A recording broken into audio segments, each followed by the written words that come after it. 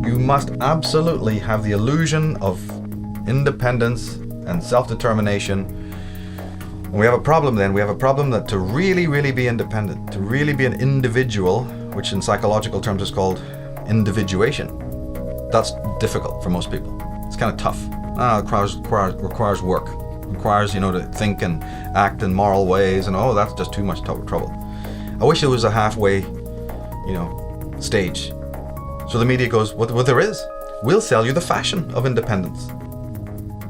You can buy into this. You can be a goth, a punk, you can be straight, you can be gay, you can be macho.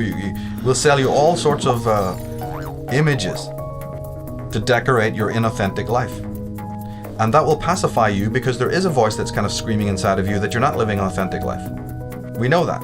We know that's a tough voice to live with. But you also can't really do anything about it because, you're lazy and you're weak. And you realize what you would have to sacrifice or lose if you really took the true moral way. The way of selfhood and the way of finding out who and what you are. We know that's difficult for you. So what we'll do is we'll manifest a bunch of simulacras. We have a whole industry creating false personas. But if you buy into that, and it's very easy to do that. I mean, it's just a matter of going down to the hairdresser and coloring your hair pink and wearing a couple of earrings and getting a few tattoos and, having a big t-shirt with anarchy written on it. But you're the last person who even understands what true freedom and anarchy is. But don't worry about that. Well, the world is full of those kinds of people, isn't it? But do you see it as being any more free? If that was ever going to solve the world's problems, what happened in the 1960s when everybody was free, quote unquote? Where's the love now? Did it stop wars? Did it stop evil men ruling the world? Did it stop genocide? Did it stop the mutilation of animals and abattoirs? Tell me what one thing that the hippie movement or the punk movement of the 1970s achieved. Well, I'll tell you what they achieved. The leaders of the punk movement are living like pashas and maharajas in $1 million houses over there in Bel Air and also in Los Angeles. Billy Idol has a fleet of Harley Davidsons. That's what happened. That's what happened. But they're wearing a hammer and sickle. We're for the people, peace and love, CND, all that shit. Utter nonsense. Utter nonsense. Maybe the man from within who's completely incognito, who's working within the system, suit and tie, would never you'd pass him by on the street. Maybe those people will do more damage to the evil status quo than all those hordes screaming for reform, Because it's not just a mass of people label reading, running away into these inauthentic models. It's a small group of educated people, dedicated, passionate, absolutely zero tolerance for the lie, who are from all walks of life, who have spiritually, most importantly, that they are spiritually adept, that they understand what knowledge is. They have reverence for knowledge. They're not just trying to gain knowledge. Any idiot can do that. Gaining knowledge, well, God, the schools are full of it. No. It's a matter of loving knowledge. That's a big difference. Loving knowledge, understanding what knowledge is a whole different thing than gaining knowledge. So there's these fine lines in all of this, very fine lines. And if the knowledge has to be empowering and changing you first, how can you do anything to change another world? Or maybe you don't even have the right. Maybe we're on the complete wrong subject matter altogether.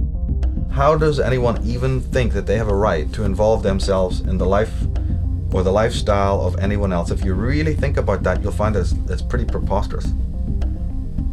But at the same time, you do have the right to fix your own life. That at least we know is an absolute. You have the absolute right to work on your life. You have the right to make any of the choices that you want to make. So then my work sort of really focuses on that and doesn't stray from that. If it is true that the Illuminati, the child molesting priests, the Templars, and all of these people, what would we think if it is proven or found out that each and every one of these people has the perfect right to do what they are doing? And that you, in fact, have really no right to tell them or anyone else what to do. What happens if that turns out to be the spiritual law? And that the only thing that you have the right to do is to change your own life, regardless of what anybody else is doing. Well, then we have a problem, because the whole world is running around doing exactly the opposite. Everyone's running around fixing all of these other people and waving placards and getting reforms and getting to change this and do that, or we'll lock you up. And society will go through these cycles in which you have a little bit of good, a little bit of bad, a little bit of dark, a little bit of light. And yet the real work is about you taking care of your own house, your own garden. And if everybody did that, unseen forces would come to aid. Man would, like Vernon Howard said, we can accept that God can become man to save man, but we can't accept that man can become God to save himself. It's one of the most powerful statements I've ever heard. And so what is that dependency in human beings that makes them refute that? We know that everyone listening to the sound of my voice is going to refute that. No, it's Jesus who's meant to do it. Muhammad, Allah, what are you talking? Oh, that's all that humanist stuff. Man being his own God. Oh, satanic evil. So we already know that, that's not a common held theory. But wait a minute. What then is the motive that makes people refute that statement? Before we get into what they're into, you're a Christian. Why would you feel motivated to not accept that man is his own savior? I'm very interested in that. I'm very interested in as to why you, not the cult, not the clan, not your guru, why you would, have a problem with that. What's in your psychology that has made you in the 20 years of your life, or the 25 years of life, or the 40 years of your life, not have enough brain cells to realize, my God, that's the bottom line. Because in my opinion, if you don't accept that, you are an unsane person. You're not insane, you're unsane. You're toxic, and you need to be quarantined or something. That's really the long and short of it, in my opinion. Then I want to get the crucifix out. As soon as I hear that somebody is, thinking that another authority, another person, has the rights over their mental and emotional and attitudinal and psychic life, I'm worried about that person, because I know that person has got some very serious psychological and existential problems right off the bat. Right off the bat. Then that person is going to be, a herd, part of some herd, or will be a controller of a herd, or will be manipulated by the herd, or whatever you want to call it. But that person is not going to end ever. You're never going to find that person, in doing good in the world, real necessary good at all. It's just a contradiction in terms. It's impossible. They may be sold the illusion or the delusion that they're doing wonderful work, because they give to Live Aid or the next stupid charity that pops up out of the woodwork. They were there. Great, you were there, yeah. Well, we had Live Aid, didn't we? When was that? 1982 or something? Did the world get any better? No, all that happened is Bono and Geldof got on their best clothes one day and walked off down there to Buckingham Palace, got on their bony knees and said, thank you, Mom, for their little award. Okay, that's what happened. And their kids will go to good schools, and they will have, $1 million hotels, and they'll have the best time of it, because they're sellouts. They're people who sold out or were already working for this cult of Dionysus, people's champions, in order to lead you away, just like in the Monty Python Meaning of Life. Follow Andre, the waiter. He's got something to show you, so you go up down some streets, over here, up some alleyways, come on, through a bunch of parks, take you on a 15-minute tour nearly there now, to show you something. See that? It leaves you up in an empty field. Much of a philosophy, I know. Fuck you. And then gets angry with you. Fuck off. You don't think it's very much. Don't come following me. Yeah. So keep on following Andre. That's what every guru, every priest, every politician is telling you. It's all tomorrow. Every scientist, you're going to have it tomorrow. You're going to have it tomorrow. You can't have it today, because we don't live in the now. We live in tomorrow's world. Tomorrow doesn't even their own science proves tomorrow doesn't exist, but they're going to tell you it all exists in tomorrow. So the fundamental line is, discover that there's a hidden hand, mind controlling the world, operating to keep you down. Understand that you are a participant in that, because you are allowing those hooks into your flesh. I've said it many times, and I said it recently, said it last year. You must distinguish the difference between saying, have I been sold a lie? And the difference between, yeah, but have I bought a lie?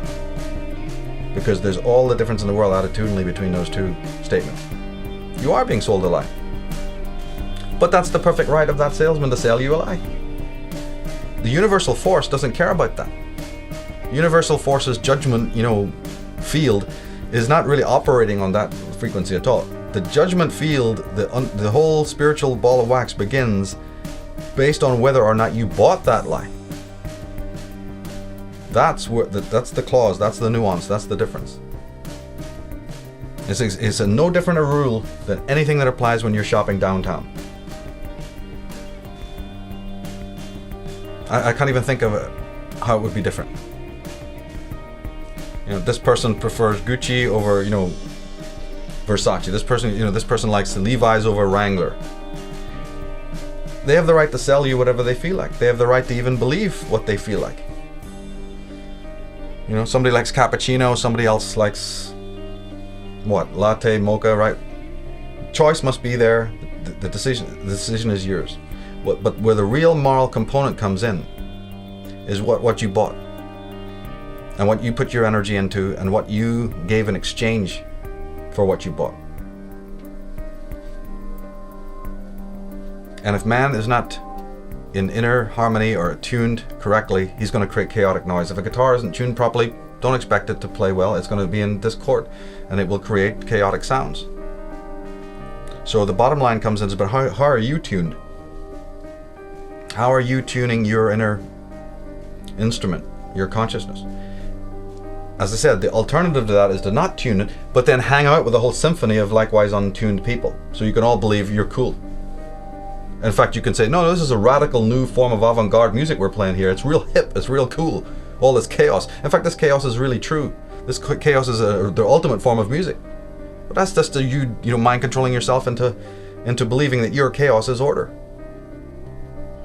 And unfortunately, there are very toxic people in the world who don't like order. They want chaos because they feel good in that chaos, and you're providing it for them.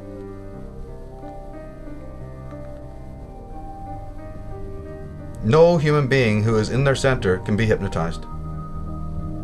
That's what needs to be remembered. No human being who is in their center, who is being guided, who is close to their intuition, who's a sharp critical apparatus, who's got a sharp sense of judgment, can ever be manipulated. Not for any permanent or lasting length of time.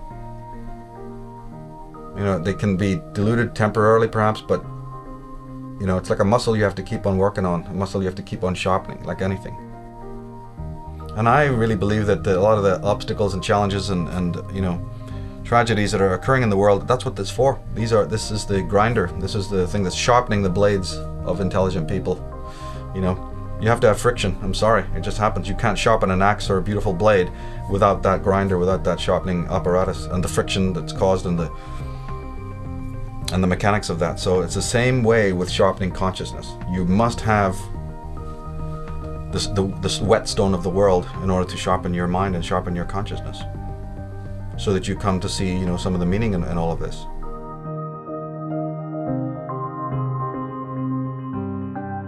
And it's ultimately a discovery of your own self. It's not about a discovery of society or other people. All of it is a discovery of who and what you are, ultimately.